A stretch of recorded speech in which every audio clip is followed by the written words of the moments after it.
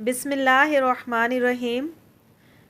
دوستو، آج ہم آپ کے سامنے ایک ایسا سنہری باب لے کر حاضر ہیں جو پوری امت مسلمہ کی تاریخ میں ایک روشنی کا مینار ہے۔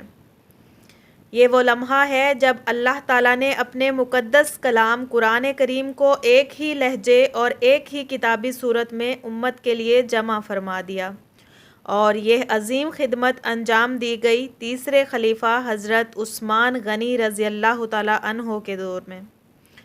آپ ذرا سوچئے، آج ہم سب کے گھروں میں قرآن کریم موجود ہے۔ بچے، بڑے، مرد، عورتیں سب آسانی سے ایک ہی مصحف کو پڑھتے ہیں، لیکن یہ سہولت ایسے ہی نہیں آئی۔ اس کے پیچھے کتنی قربانیاں ہیں، کتنی محنت ہے اور کتنی عظیم حکمتیں ہیں، یہ سن کر آپ کا دل بھر آئے گا۔ رسول اللہ صلی اللہ علیہ وآلہ وسلم پر جب وحی نازل ہوتی تو آپ صلی اللہ علیہ وآلہ وسلم فوراً اپنے کاتبین وحی کو بلاتے۔ ان میں حضرت زید بن ثابت، حضرت علی رضی اللہ تعالیٰ عنہ، حضرت معاویہ رضی اللہ تعالیٰ عنہ، حضرت عبداللہ بن سعد رضی اللہ تعالیٰ عنہ اور کئی دوسرے جلیل القدر صحابہ شامل تھے۔ اس وقت کاغذ موجود نہیں تھا، اس لیے قرآن کے الفاظ لکھے جاتے تھے کھجور کے پتوں پر، دباغت شدہ چمڑے کے ٹکڑوں پر، اونٹ کے چوڑے کندھے کی ہڈیوں پر، سفید پتھروں یا لکڑی کے تختوں پر اور بعض اوقات کپڑے کے ٹکڑوں پر بھی۔ یوں قرآن کریم مختلف جگہوں پر لکھا جاتا اور ساتھ ساتھ سینکڑوں صحابہ کے دلوں میں بھی محفوظ ہوتا۔ پھر نبی کریم صلی اللہ علیہ وآلہ وسلم کے وصال کے بعد جب جنگ یمامہ میں کئی حفاظ صحابہ کرام شہید ہو گئے، حضرت عمر رضی اللہ تعالیٰ عنہ کے دل پر کتنا بوجھ آیا۔ انہوں نے حضرت ابوبکر صدیق رضی اللہ تعالیٰ عنہ سے کہا، امیر المومنین، اگر حفاظ شہید ہوتے رہے تو کہیں ایسا نہ ہو کہ قرآن کے الفاظ ضائع ہو جائیں، اسے ایک جگہ جمع کرنا ضروری ہے۔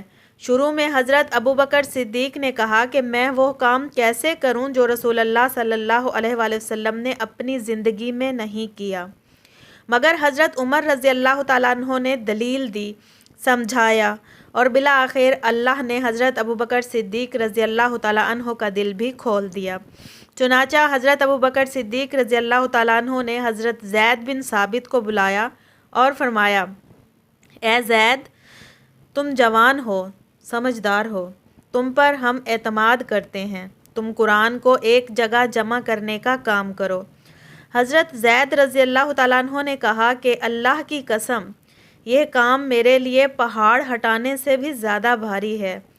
لیکن پھر انہوں نے اللہ کے کلام کے لیے اپنی جان لگا دی اور ہر آیت کو دو دو گواہوں کی موجودگی میں جمع کرتے ہوئے، اور اس طرح ایک مکمل مصحف تیار ہوا جو حضرت ابوبکر صدیق کے پاس رہا، پھر حضرت عمر رضی اللہ تعالیٰ عنہ کے پاس، اور بعد میں حضرت حفصہ جو حضرت عمر رضی اللہ تعالیٰ عنہ کی صاحبزادی تھیں ان کے پاس محفوظ رہا۔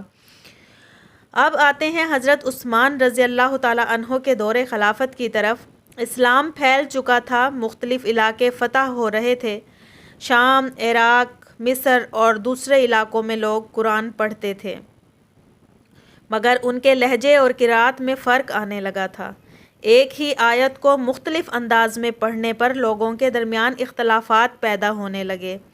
یہ خطرہ دیکھ کر حضرت حذیفہ بن یمان نے مدینہ آ کر حضرت عثمان رضی اللہ تعالیٰ عنہ سے عرض کیا کہ اے امیر المومنین، اس سے پہلے کہ امت میں اختلاف اس حد تک بڑھ جائے جیسے یہود و نصارہ میں ہوا، قرآن کو ایک ہی مصحف میں جمع کروا دیجیے۔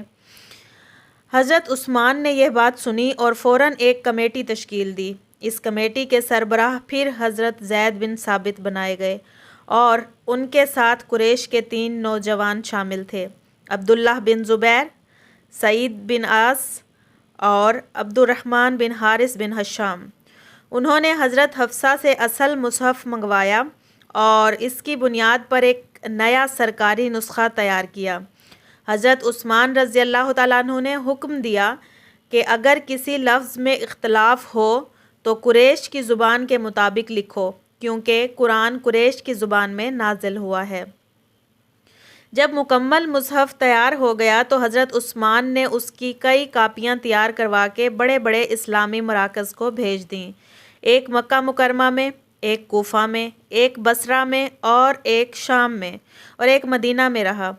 ان کو کہا گیا کہ صرف انہی مصاحف سے پڑھا جائے اور باقی مختلف ذاتی نسخے جو لوگوں کے پاس تھے وہ جلا دیے گئے تاکہ امت میں کوئی اختلاف باقی نہ رہے۔